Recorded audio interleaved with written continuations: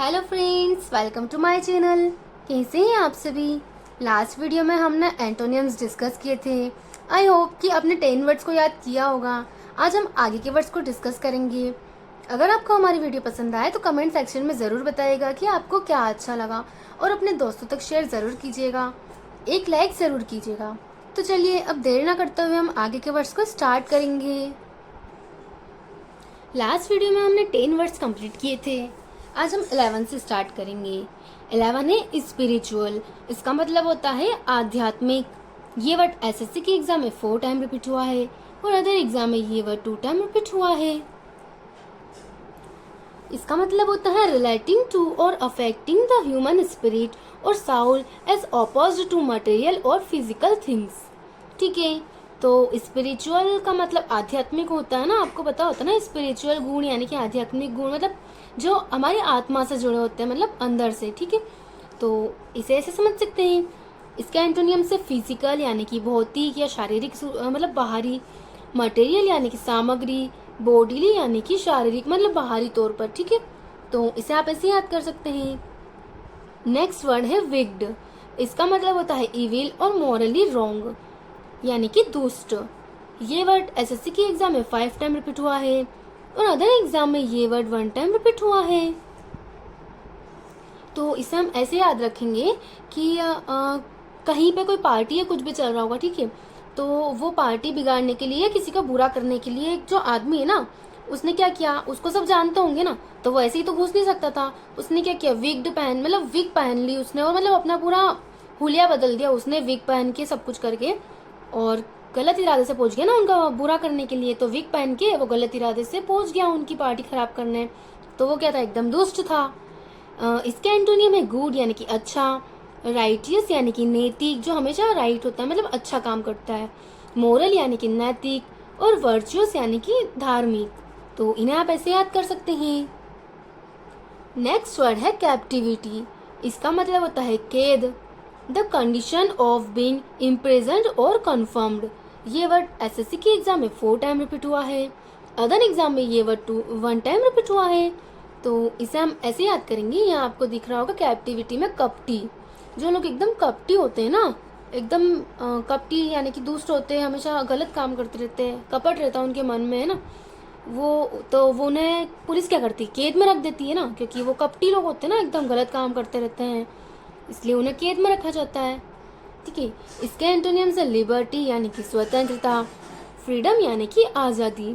ठीक है, इन्हें आप ऐसे याद कर सकते हैं। नेक्स्ट वर्ड है क्लियर। इसका मतलब स्पष्ट होता है, आपको पता है।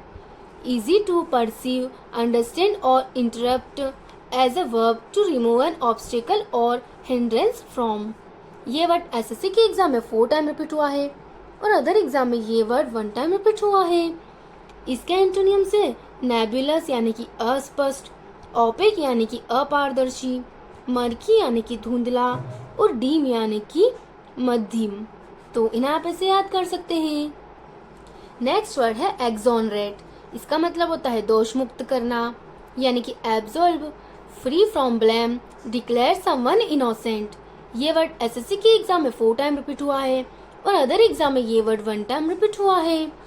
तो इसे हम ऐसे याद रख सकते हैं कि एक्सोनरेट यानी कि एक्स को एग्जाम से रिलेट करेंगे। ठीक है, और 1 रेट यानी कि 1% से रिलेट करेंगे इसे। ठीक है, तो एक लड़का था ना, वो उसने एग्जाम दी और एग्जाम में उसे क्या किया कि 1% ही दिया गया, मतलब टोटल रिजल्ट में उसे 1% शो हो रहा था। ठीक है, तो उसने सोचा कि मैंने तो इतना अच्छा पेपर दिया था फिर भी मुझे 1% मिला।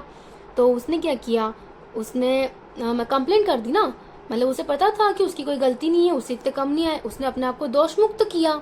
ठीक है, कि मेरे 1% आ ही नहीं सकते हैं।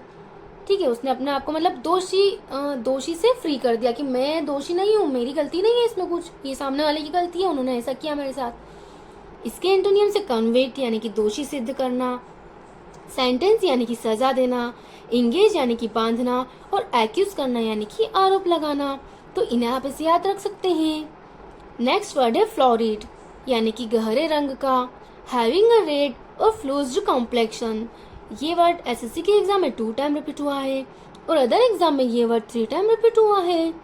तो फ्लोरिड को आप ऐसे याद रख सकते हैं ना कि जो फ्लावर होते हैं ना, उनका रंग कैसा होता है, मतलब जो फ्लावर के रंग होते हैं ना वो एकदम गहरे होते हैं, जैसे आपने पिंक सुना होगा, ठीक है, रेड सुना होगा। जो गुलाब होता है वो कैसा होता है, फ्लावर हमेशा रेड कलर में होता है ना, या ऐसे डार्क कलर में होता है ज़्यादातर फ्लावर।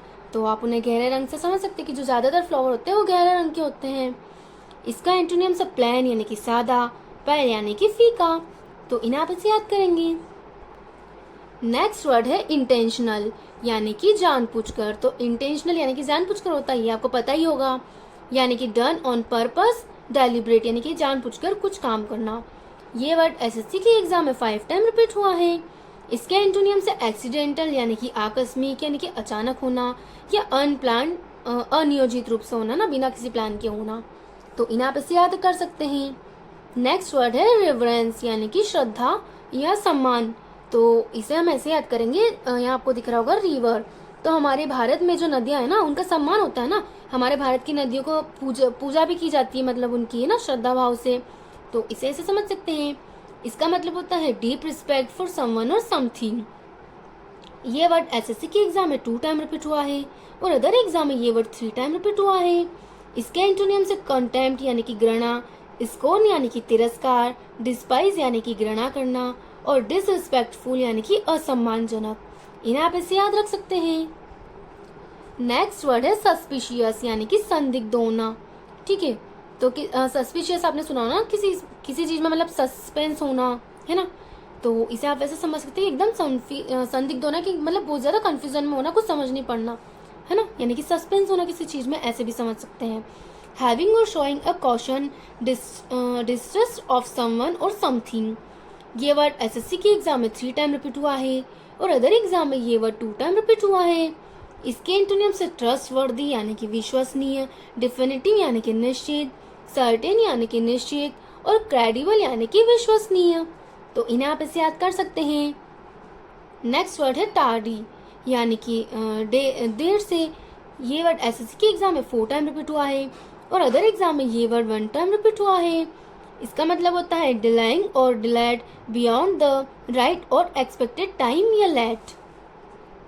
तो इसे आप अपने तरीके से याद कर सकते हैं। इसका एंटोनियम से प्रॉम्प्ट यानी कि तत्पर, क्विक यानी कि शीघ्र, और अर्ली यानी कि जल्दी। तो इसे आप ऐसे याद कर सकते हैं। आज की वीडियो में हम यहीं तक रखेंगे, इसके आगे के वर्ड्स को हम नेक्स्ट वीडियो में कंटिन्यू रखेंगे। अगर आपको हमारी वीडियो पसंद आई हो तो उसे कमेंट सेक्शन में ज़रूर बताइएगा कि आपको कैसी लगी, और वीडियो को एक लाइक करना बिल्कुल ना भूलिएगा। और ऐसी और वीडियो के लिए हमारे चैनल को सब्सक्राइब कीजिएगा, और दोस्तों तक शेयर करना तो बिल्कुल भी ना भूलें। चलिए नेक्स्ट वीडियो में मिलते हैं।